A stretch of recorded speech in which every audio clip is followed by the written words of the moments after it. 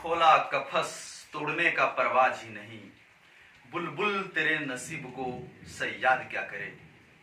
पिंजड़ा जब खुला तो बुलबुल को उड़ना आया ही नहीं, भला ऐसे में सयाद भी बुलबुल का मदद कैसे करे। दोस्तों नमस्कार, मैं डीके पटेल। पिछले क्लास में पार्टिसिपल के बारे में बीइंग और बीइंग प्लस भी थर्ड की चर्चा हो चुकी थी। आज हम हैविंग और हैविंग बीन प्लस V3 और हैविंग प्लस V3 को लेकर आए हैं।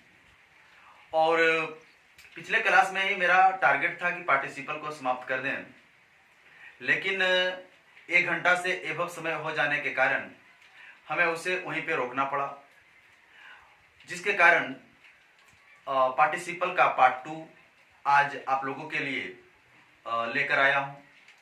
तो चलिए, पिछले क्लास का जो हमने बीइंग के बारे में चर्चा किया था और बीइंग प्लस V3 के बारे में चर्चा किया था, उसको एक बार हम फिर से रिकॉल करा देते हैं और फिर हम आगे बढ़ेंगे। तो चलिए, आप हमारे क्वेश्चन का जवाब दें और सही करने का प्रयास करें। हमने क्वेश्चन लिखा, being careless in his work,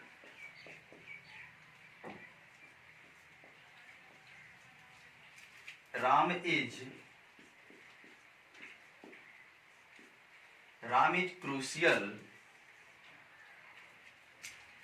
Sorry.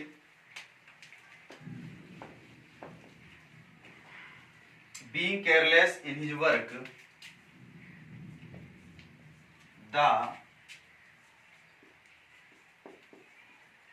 the master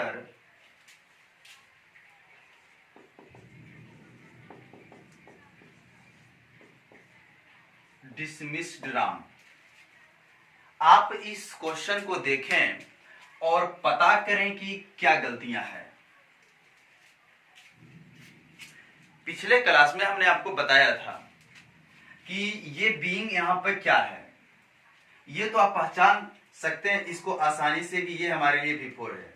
क्या ये V4 यहां पर नाउन है, क्या ये V4 यहां पर एडजेक्टिव है, या फिर क्या यहां पर V4 पार्टिसिपल है, ये हमारे लिए क्या है, ये जानना जरूरी है। दोस्तों यहां पर केयरलेस और या ये नाउन, ये कैसे हो सकता, नहीं हो सकता। क्या एडजेक्टिव, नहीं हो सकता। क्या पार्टिसिपल, हाँ पार्टिसिपल, अगर नाउन है तो इसका वर्ब कहां, नाउन भी नहीं हो सकता। तो ये हमारा पार्टिसिपल ही है। और अगर ये पार्टिसिपल है और हमने पिछले क्लास में आपको बताया कि इसके पहले कोई सब्जेक्ट नहीं लगा हुआ है, इसका मतलब है कि इसका सब्जेक्ट यही रहा होगा, द मास्टर। और अगर हम द मास्टर को शुरू में रख के देखते हैं, इधर पास्ट है तो समझने में क्या जाता है कि ये वाज में आईएनजी लगा होगा, मास्टर के अनुसार वाज में। और अगर हम द मास्टर को इसके पहले रखते हैं तो मीनिंग बनेगा the master was careless in his work. मालिक जो था अपने काम में लापरवाह था, मालिक अपने काम में लापरवाह था। ये पहला सेंटेंस का मीनिंग। दूसरे का कह रहा है द मास्टर डिसमिस्ड राम, मालिक ने राम को बर्खास्त कर दिया, मालिक ने राम को हटा दिया। सोचने वाली बात है कि मालिक अपने काम में लापरवाह था और मालिक राम को हटा दिया। क्या ये सुनने में सही लग रहा है? होना तो चाहिए कि राम अपने काम में लापरवाह था और मालिक राम को हटा दिया। ओके, तो यहां पर सब्जेक्ट में द मास्टर नहीं आना चाहिए, यहां पर राम आना चाहिए। अगर हम यहां लिख दें कि Ram was careless in his work, Ram अपने काम में लापरवाह था और द मास्टर डिसमिस्ड राम, मालिक ने राम को हटा दिया। अब सही है। तो क्या दोस्तों अब सही है? तो सब्जेक्ट तो डिफरेंट है, तो हम बोले थे डिफरेंट सब्जेक्ट में दोनों सब्जेक्ट को लिखा जाएगा। तो क्या यहां पर राम को लिख दें? अगर यहां पर राम लिख देते हैं तो राम यहां भी, और ग्रामर का रूल है कि जितना कम से कम हम नाउन का प्रयोग कर सकें, जितना कम से कम। अब हमें क्या ऐसा हथकंडा अपनाना है कि यहां पर राम भी आ जाए और मामला भी फिट बैठ जाए और सेंटेंस में एक ही बार राम का प्रयोग हो। तो एक चीज तो श्योर है कि अगर हम द मास्टर की जगह पर अगर राम आ जाता है तो यही वाला यहां हो जाएगा। तो क्या ऐसा हमारे पास अस्त्र है, क्या हमारे पास ऐसा शस्त्र है जिसके कारण, जिसके परिणाम स्वरूप हम द मास्टर की जगह पर राम को ले आवे? एक अस्त्र है हमारे पास, वॉइस को चेंज कर दिया जाए।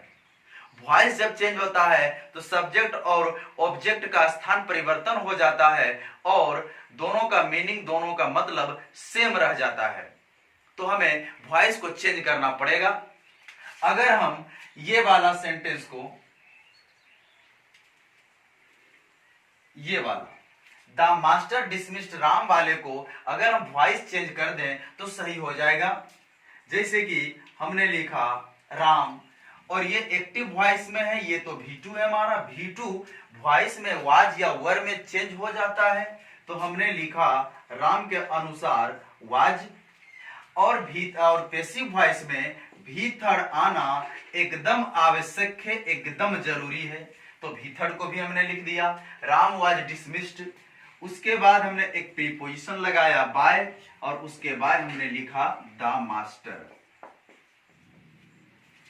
अभी भी जो इसका जो मतलब था वही मतलब इसका भी है, लेकिन ये हमको फायदा ये दिया है कि राम इधर आ गया है, अब सब्जेक्ट सेम, अब यहां पर राम को रख सकते हैं हम। तो Ram was careless in his work, Ram अपने काम में लापरवाह था और राम को मालिक ने हटा दिया।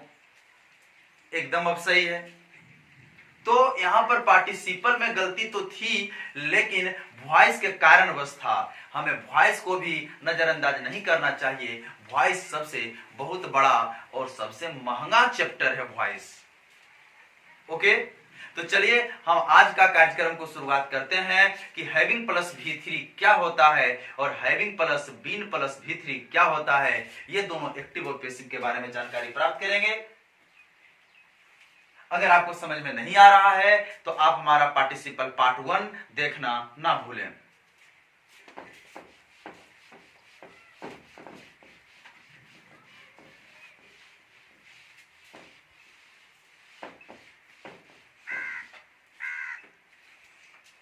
आज का जो हमारा टॉपिक है, आज जो हमें पढ़ना है वो है हमारा हैविंग प्लस V3 और having plus been plus V3। अगर हैविंग प्लस V3 आता है तो वो एक्टिव वॉइस में रहेगा, और अगर having plus been plus V3 आता है तो ये पैसिव वॉइस में रहेगा। हमें आज इस दोनों के बारे में अध्ययन करना है और सीखना है कि ये क्या होता है। सबसे पहले हम छोटे छोटे सेंटेंस से शुरुआत करते हैं। हमने लिया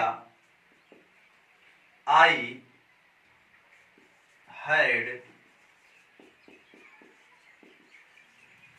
हैड कंप्लीटेड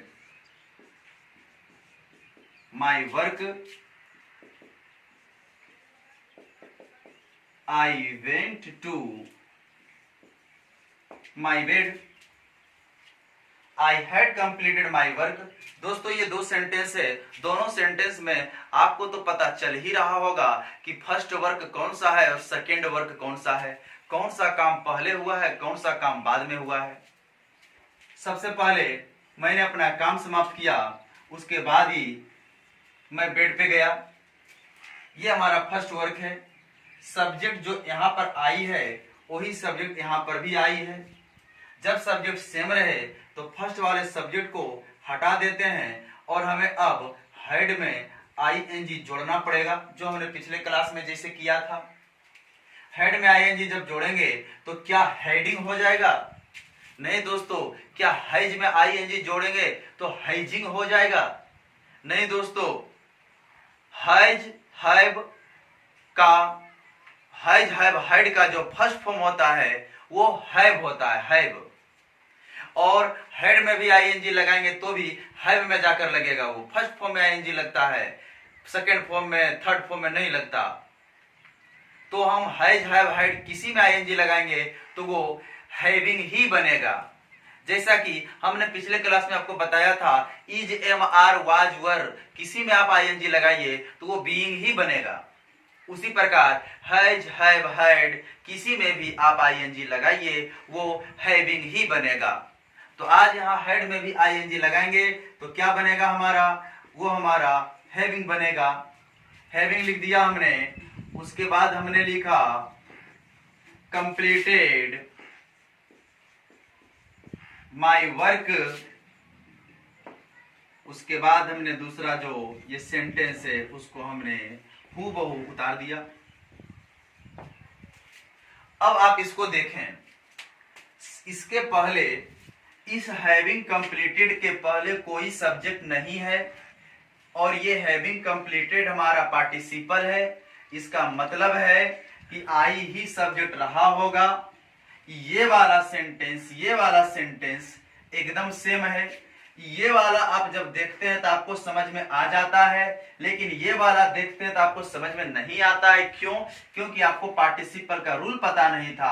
आज भी ये वही लिखा हुआ है, यही आई है और हैविंग प्लस V3 यहां पर आई हैड कंप्लीटेड है। अब तो दिखाई पड़ने लगा। तो ये हमारा बिल्कुल सही है।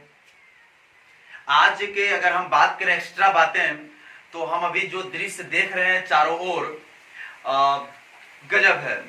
एकदम बारिश मूसलाधार और मनोरम कहा जाए, मौसम सुहाना, बहुत मजेदार है। लेकिन एक बात है दोस्तों कि ये जो मौसम दिन प्रतिदिन ये प्रकृति का खेल बड़ा ही निराला चलता जा रहा है। क्योंकि याद कीजिए आप इस मौसम में कितना गर्मी हुआ करता था, लेकिन अभी बारिश, एकदम ठंडा जैसा मौसम किए हुए है। लग ही नहीं रहा है कि गर्मी का ये मौसम है। फिर कुछ लगता है प्रकृति का खेल अद्भुत होगा आगे चलकर, कहा नहीं जा सकता है। बड़ा दुनिया विचलित हो रहा है, दुनिया बदल रही है। लोग अभी देख रहे हैं आप, कोरोना में के महामारी से लोग कितना त्राही त्राही मचा हुआ है। पूरे देश में, विदेश में, पूरे वर्ल्ड एकदम मायूसी में है। हम मानते हैं कि साइंस है, लेकिन कुछ ऐसा अनहोनी हो जाता है कि साइंस विफल। भगवान एक कदम आगे चलते हैं, साइंस उसके पीछे पीछे है अभी भी। चलिए कार्यक्रम की अगली कड़ी को बढ़ाते हैं हम। अब हम दूसरा एग्जांपल लेंगे। हम फिर दो सेंटेंस अलग अलग लेंगे। आप दोनों सेंटेंस को जोड़कर आप पार्टिसिपल का फॉर्म तय करेंगे। इस बार आप, हाँ, आप तय करेंगे पार्टिसिपल का फॉर्म। चलिए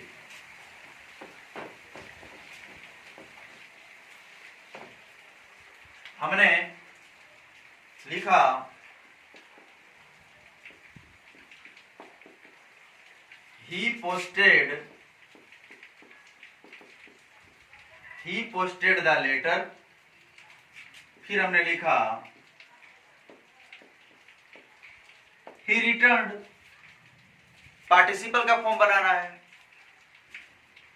सबसे पहला बात है कि लेटर को पोस्ट उसने किया होगा, उसके बाद ही लौटा होगा। पहला जो यहां पर हमारा काम है वो लेटर को पोस्ट करना है। इसीलिए सब्जेक्ट को अगर हम देखें तो सब्जेक्ट दोनों सेम है। दोनों जब सब्जेक्ट सेम है तो फर्स्ट वाले सब्जेक्ट को हम उड़ा देंगे। उड़ाने के बाद, एक मिनट, यहां पर पोस्टिंग ऐसे बन जाएगा और पोस्टिंग बन जाएगा तो हमारा वाज वेयर में चल जाएगा तो मामला गड़बड़ हो जाएगा। आप ऐसा करें, इस क्वेश्चन को ही हम सुधार के फिर से लिखते हैं। हमने लिखा ही हैड पोस्टेड द लेटर। अब आप इसको देखें, सेम प्रोसेस। हमने वो वाला भी बन जाता V4 में, लेकिन वो एक्टिव वॉइस हो जाता और वो V4 वाला स्ट्रक्चर में चला जाता। लेकिन हमें यहां पर हैव वाले फॉर्म में रखने के लिए हमें हेड लिखना पड़ा। चलिए, उड़ गया अब यहां सवाल है दोस्तों कि हेड में आईएनजी लगाएंगे तो क्या बनेगा, हैविंग बनेगा, जैसा कि अभी अभी बना था, हैविंग पोस्टेड द लेटर, उसके बाद कोमा, उसके बाद रिटर्न। अब हमारा यहां पर हैविंग पोस्टेड पार्टिसिपल है, ही रिटर्न्ड, इस पार्टिसिपल के पहले कोई सब्जेक्ट नहीं लगा हुआ है, इसका मतलब है कि यही ही क्या है यहां पे लगा हुआ होगा पहले से। तो ये वाला देखते हैं तो समझ में तो आता है, लेकिन ये वाला समझ में नहीं आता है। क्यों नहीं आता है? क्योंकि हैविंग पोस्टेड के बारे में हम पढ़े नहीं है कभी, लगता है हमको अटपटा ढंग का। अब तो अटपटा नहीं लगता है, ये having posted, having plus V3 क्या है, या तो हेड प्लस V3 या तो हैव प्लस V3, इधर पास्ट है तो इधर हेड प्लस V3 ही रहा होगा। ओके, चलिए अब हम फिर आपको एग्जाम में पूछा हुआ क्वेश्चन देते हैं, जो कि एग्जाम में पूछा है, एसएससी ने पूछी है, और उस क्वेश्चन को अगर आप बनाते हैं, उस क्वेश्चन को अगर टारगेट कर लेते हैं, तो मुझे बेहद खुशी होगी कि आपने हमारी बातों को समझ चुके हैं।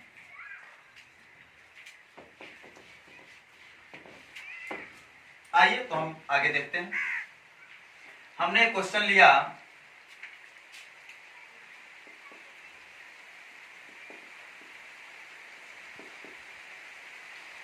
having stood first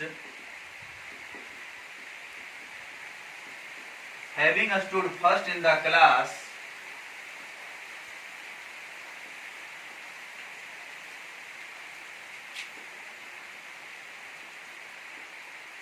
the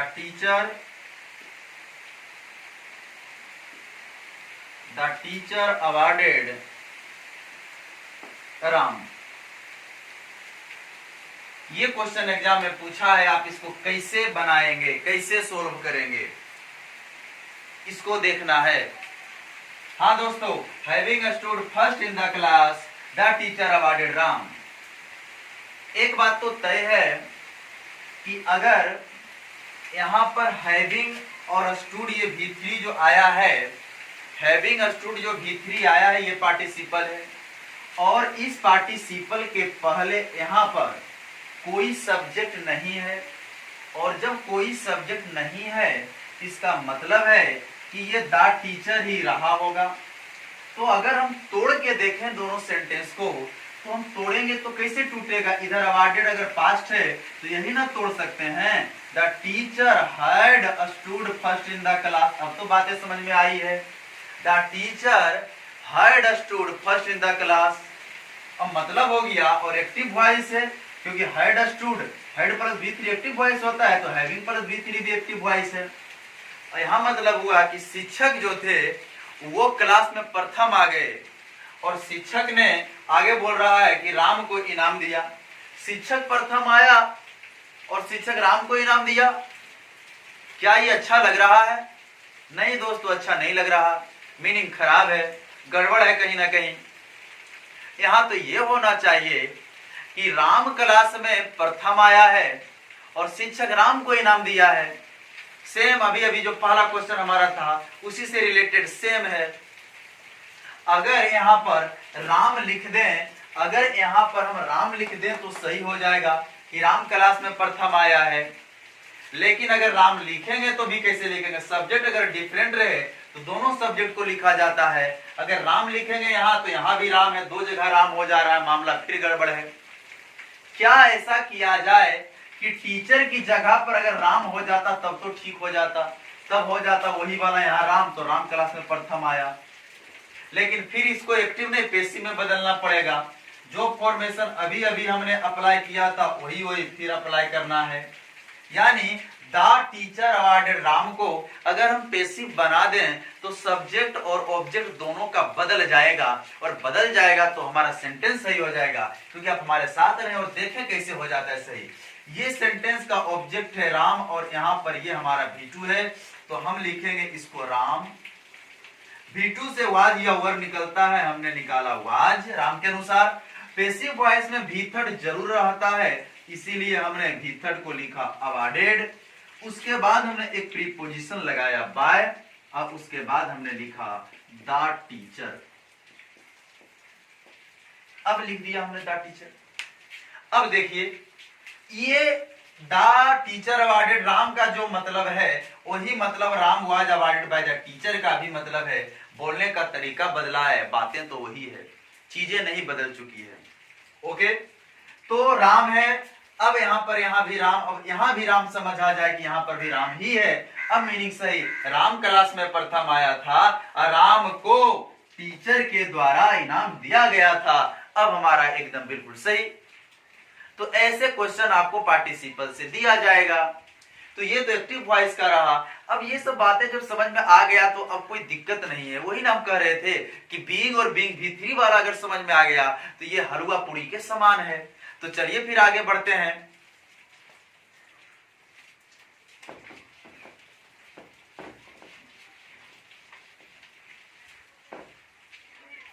आगे हम having plus been plus V3 की बात कर लें। पैसिव वॉइस वाला में कैसे होता है और क्या हो जाता है, हम इसके बारे में थोड़ा सा बात कर लेते हैं।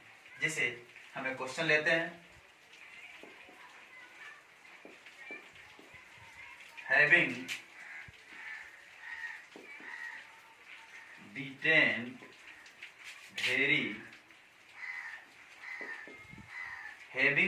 वेरी बैडली the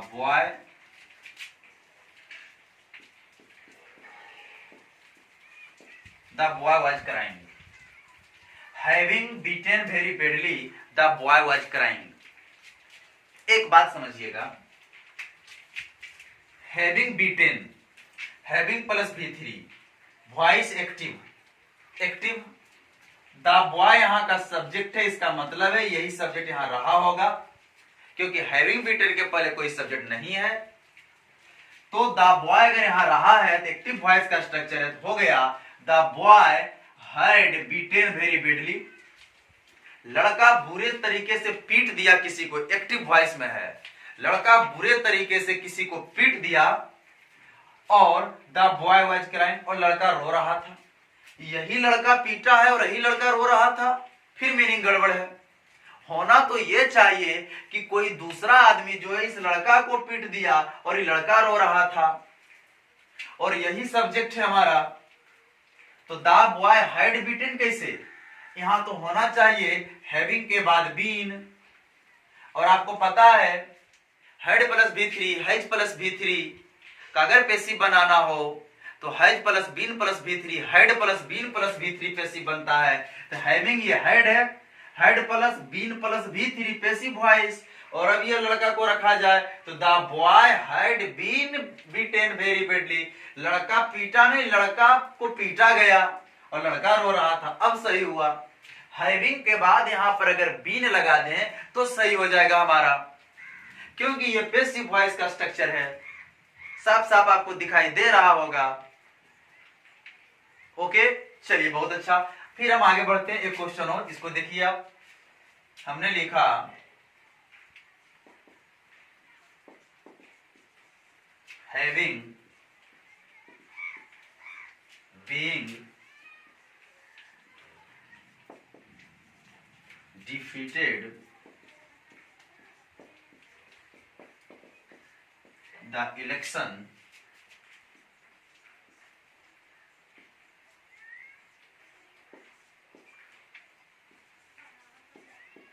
हमने नाम लिखा किसी का, बहुगुना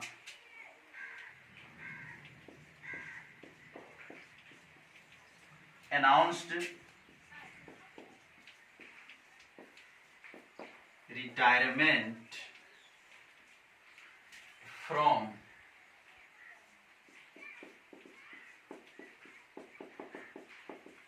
एक्टिव पॉलिटिक्स।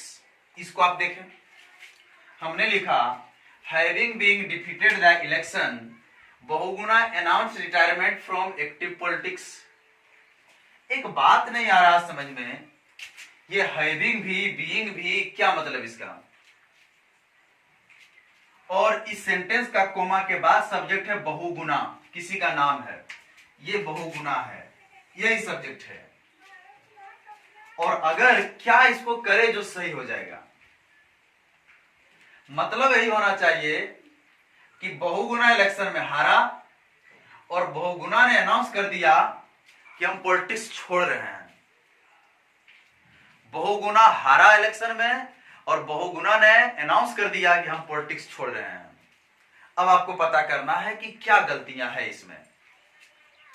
क्या पता चल रहा है आपको? नहीं। चलिए हम देखते हैं इसको।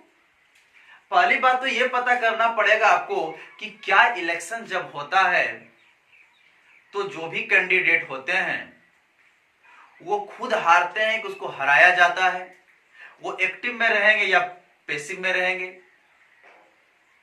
अब ये बातें आप जानते हुए भी मिस कर जाएंगे, क्योंकि ग्रामर का क्या रूल है तो पता करना पड़ेगा।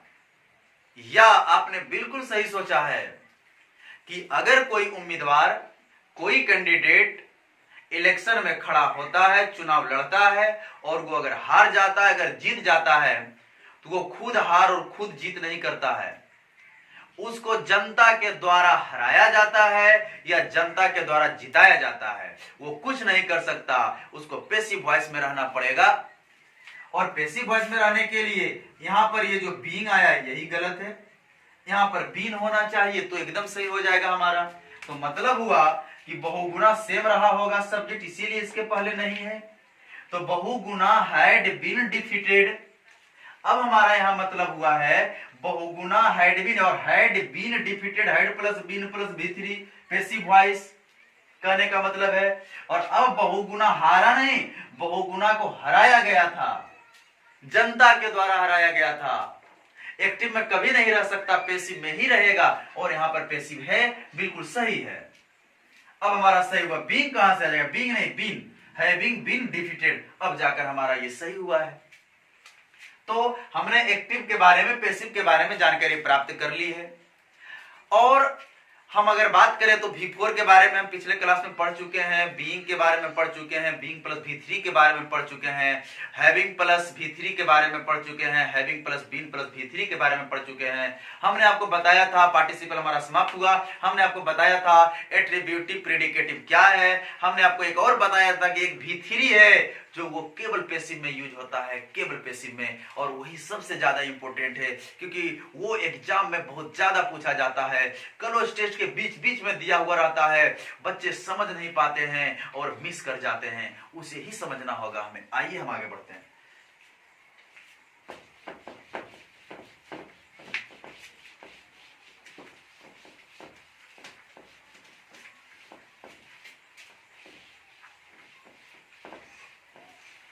चलिए आगे बढ़ने से पहले हम आपको कुछ क्वेश्चन देते हैं, आप इसको थोड़ा सा बनाने का प्रयास करें। क्वेश्चन हमारा पार्टिसिपल समाप्त, वो हम V3 अभी देख लेते हैं तुरंत।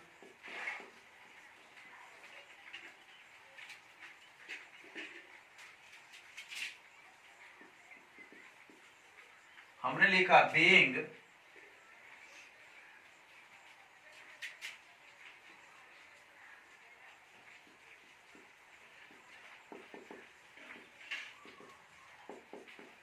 being very difficult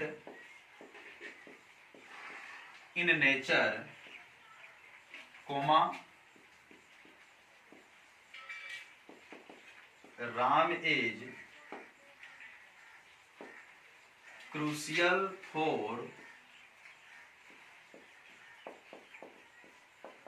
questions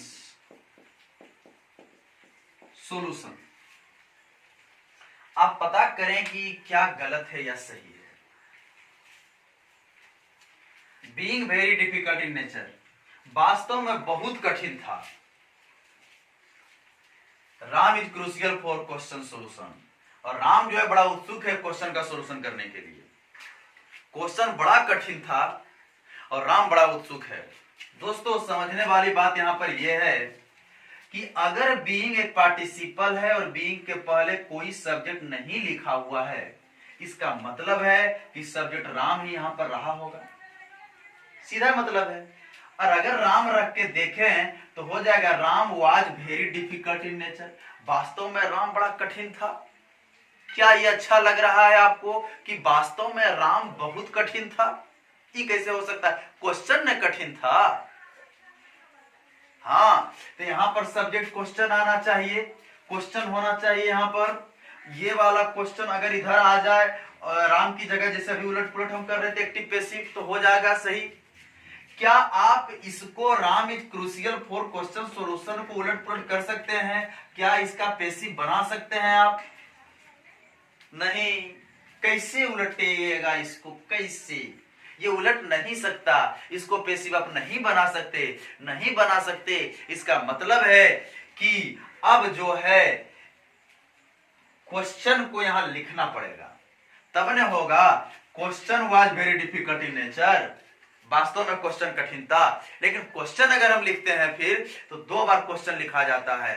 noun के प्रयोग से बार बार बचने के लिए हमें प्रोनाउन का प्रयोग करना चाहिए। हम क्वेश्चन नहीं लिखेंगे, क्वेश्चन का प्रोनाउन पता करेंगे कि क्या लिखा जाए। तो क्वेश्चन के लिए कौन सा प्रोनाउन होना चाहिए? क्या ही, क्या सी, या इट? इट होना चाहिए। तो हम यहां पर अगर हम लिख देते हैं बीइंग की जगह पर इट बीइंग, तो हमारा ये सही हो जाएगा। जहां उलट नहीं सकते वहां पर प्रोनाउन का यूज कर देंगे। सब्जेक्ट्स आर डिफरेंट, दोनों सब्जेक्ट को लिखा गया है। अब ये हमारा जाकर सही हुआ है। ओके, चलिए आगे के क्वेश्चन और देखते हैं। हमने लिखा having done a mistake, having done a mistake,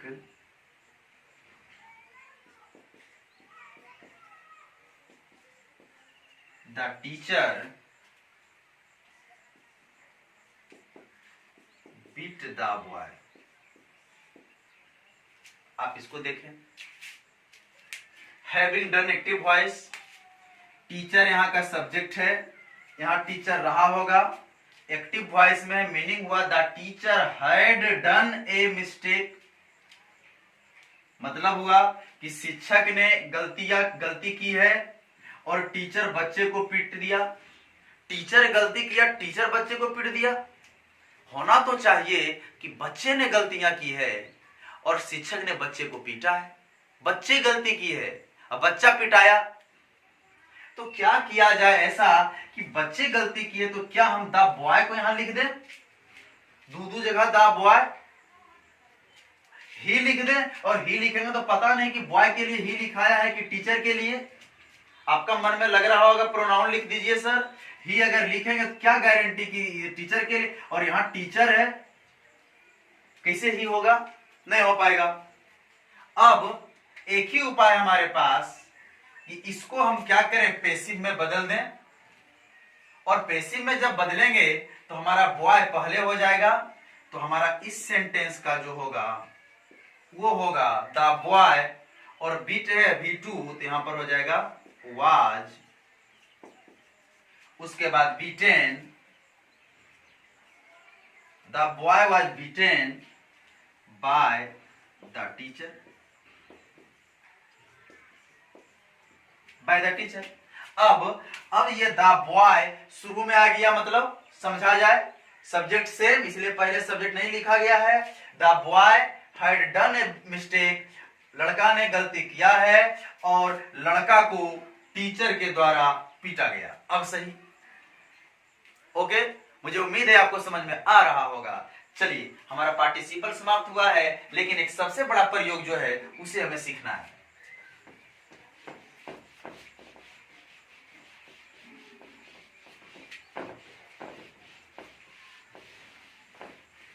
आगे बढ़ते हैं। हमने एक लिया V3। ये V3 केवल आता है तो पैसिव में आता है, केवल पैसिव में आता है V3, और ये पार्टिसिपल भी है। आप समझिएगा, हमने एक एग्जांपल लिया। हमने लिखा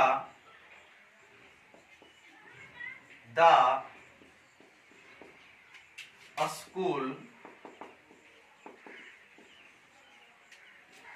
school buildings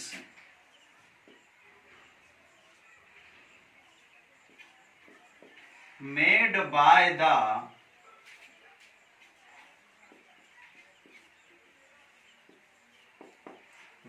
the government in the rural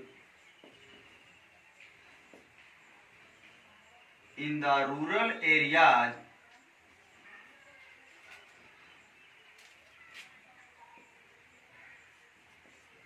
are old.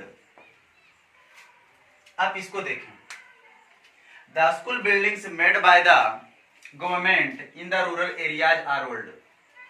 एक चीज तो फाइनल है कि इस आर का सब्जेक्ट कौन है. इस आर का सब्जेक्ट है बिल्डिंग्स. तो फिर आपको दिखाई दे रहा होगा कि ये V2 मेड का सब्जेक्ट कहां है. दो वर्ब तो दो सब्जेक्ट, और अगर और बिना कंजंक्शन के है, कोई कंजंक्शन भी नहीं है कि दो वर्ब को जोड़े यहां पर.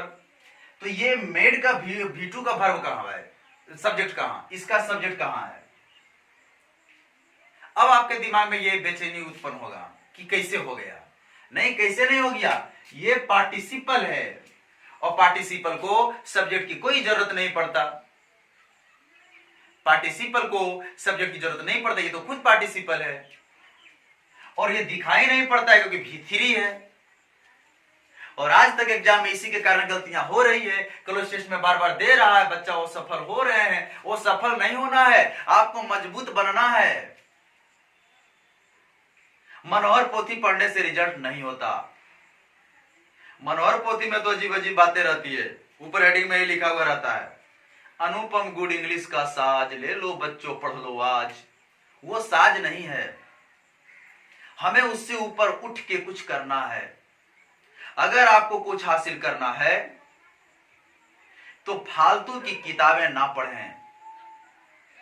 हल्की चीजें, जो बेकार की चीजें होती है, वो पढ़ने में बड़ा ही मजा आता है, लेकिन सफलता में उसका कोई योगदान नहीं रहता. हम लोग भी बचपन में पढ़ा करते थे और कहते थे अपने आप को कि जीके और जीएस में तो बहुत बड़ा बाबा है. और क्वेश्चन क्या रहता था हम लोग का, मच्छर के मुंह में कितने दांत होते हैं, कौन सा ऐसा मछली है जो जमीन पर चलता है, पानी में उड़ता है, आकाश में उड़ता है, जमीन पर चलता है, ब्रिज पर चढ़ता है. बहुत तरह के अनाप शनाप की बातें पढ़ा करते थे. लेकिन आज तक वो सब कंपटीशन में नहीं पूछा, क्योंकि अजीब बातें थी, अजीब चीजें थी, पढ़ने में मजा आता था. कौन सा ऐसा ब्रिज है जो लोगों को खा जाता है. क्या आपको पता है कौन सा ऐसा ब्रिज है जो लोगों को खा जाता है. अजीब बात है ना, लेकिन सुनने में मजा आया. ये हमारे बेकाम की चीजें हैं. तो हल्की चीजें, फालतू चीजें पढ़ने में तो बहुत मजा आएगा, लेकिन सफलता वहां होती है जहां संघर्ष करना पड़ता है. अगर कोई चीज आपको आराम से समझ में आ रहा है, उसमें रिजल्ट नहीं है, क्योंकि वो तो सब जानता है, एवरेज सारा विद्यार्थी जानेगा. आपको वो चीजें सीखनी है जो आपको नहीं पता है, उसके साथ संघर्ष करना पड़ेगा, रिजल्ट वही मिलता है. चलिए फिर हम आगे बढ़ते हैं. हमने भी फालतू की बातें कर ली है आपके साथ. आइए, अब बातें यहां ये है कि यहां कुछ अंडरस्टूड है. अंडरस्टूड है, अंडरस्टूड क्या रहता है कि मान लीजिए बिल्डिंग्स के लिए हम एक रिलेटिव प्रोनाउन चलो लिखते हैं. हमने लिखा विच और हमने लिखा इज. अब देखिए, the school buildings which is made by the government in the rural areas are old. और इज नहीं होगा, आर होगा, क्योंकि ये बिल्डिंग से विच जो रिलेटिव प्रोनाउन है अपने एंटीसीडेंट के अनुसार लेगा वर्ब, लेकिन ये वर्ब होता है रिलेटिव प्रोनाउन का. ये विच का वर्ब हुआ, विच का वर्ब आर और बिल्डिंग्स का आर. अब तो दिखने लगा. अब ऐसा अगर लिख दे तब समझ में आ गया, लेकिन अगर इसको मिटा दे तो समझ में नहीं आया. इसी को सीखना है. हमारे क्लोज टेस्ट में मिटा के देता है, ऐसे डायरेक्ट आपको समझना पड़ेगा. ओके, चलिए और एग्जांपल लेते हैं. हमने लिया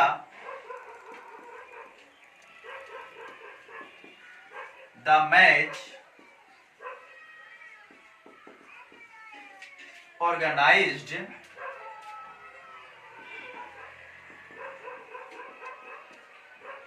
इन इंडोर फील्ड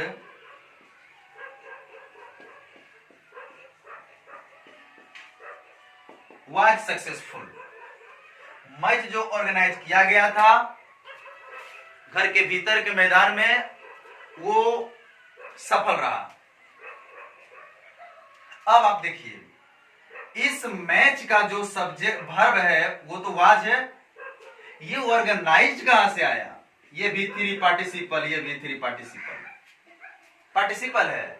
यहां पर भी वही है कि मैच के लिए आप लगाइए विच और लिखिए वाज, क्योंकि बात पास्ट की हो रहा है, तो हो जाएगा द मैच विच वाज। अब विच का ये वाज और मैच का ये वाज, अब तो दिखाई पड़ा, लेकिन एग्जाम में इसको लिख के नहीं, इसको मिटा के देगा, विच वाज मिटा दिया। जबकि रियल में यहां पूरा लिखा जाए तो the match which was organised, match जो ऑर्गेनाइज किया गया था इंडोर फील्ड में सक्सेसफुल रहा या सफल रहा। समझिए बात को, क्या मजा आया? मुझे उम्मीद है आपको मजा आया ही आया होगा।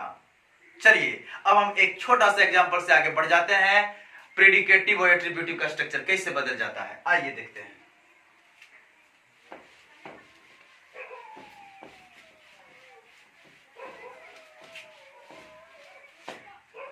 हमने आपको बताया था कि पार्टिसिपल का दो फॉर्म होता है, एक एट्रीब्यूटिव होता है और एक प्रेडिकेटिव होता है। एट्रीब्यूटिव में हमने आपको बताया था कि शुरू में पार्टिसिपल लिख देगा, कोमा रहेगा, सब्जेक्ट वर्ब ऑब्जेक्ट रहेगा। अभी अभी हमने जितना पार्टिसिपल पढ़ा है, अभी अभी हम यही देखते आए थे, ये सब्जेक्ट सेम, यहाँ पार्टिसिपल शुरू में रहता था ऐसे, लेकिन इसके स्ट्रक्चर में परिवर्तन करके भी दिया जा सकता है। आपको सबसे पहले सब्जेक्ट दे देगा, उसके बाद आपको पार्टिसिपल देगा, पार्टिसिपल के बाद आपको वर्ब देगा, उसके बाद इसका ऑब्जेक्ट देगा अपना। कहने का मतलब है कि अगर ये सब्जेक्ट को यहां से उठाकर अगर शुरू कर देते हैं, यहां वर्ब को छोड़ देते हैं, तो ये प्रेडिकेटिव का स्ट्रक्चर हो जाएगा। ये और ये दोनों सेम चीज ही है, केवल बनावट में अंतर है, इसकी संरचना में अंतर है। ओके, संरचना में अंतर है। जैसे हम एग्जांपल देखते हैं, हमने लिखा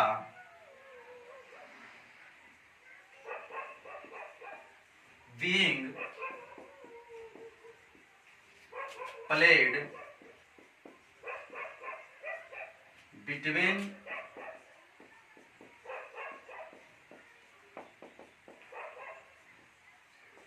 the two best teams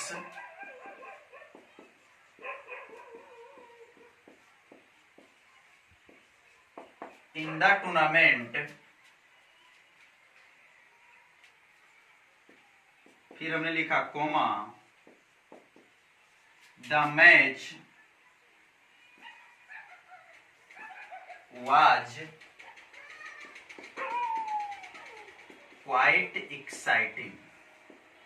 आप इसको देखिए, केवल आपको ये बताना है, सही है सेंटेंस, लेकिन केवल आपको ये बताना है कि ये एट्रीब्यूटिव है कि प्रेडिकेटिव है। एट्रीब्यूटिव का स्ट्रक्चर ऐसे, प्रेडिकेटिव का ऐसे, ये क्या है आपको पता चल गया होगा कि ये जो स्ट्रक्चर है वो एट्रीब्यूटिव का है, क्योंकि पार्टिसिपल है तो पार्टिसिपल है, और कोमा के बाद सब्जेक्ट वर्ब ऑब्जेक्ट, तो सब्जेक्ट वर्ब ऑब्जेक्ट आया हुआ है।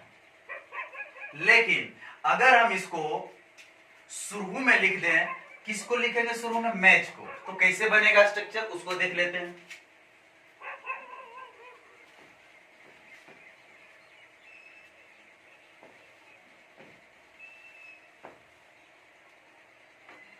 तो शुरू अगर इस फॉर्म में लिखना है, प्रेडिकेटिव वाले फॉर्म में, तो सबसे पहले क्या लिखाएगा? द मैच, उसके बाद बीइंग, उसके बाद played between the two teams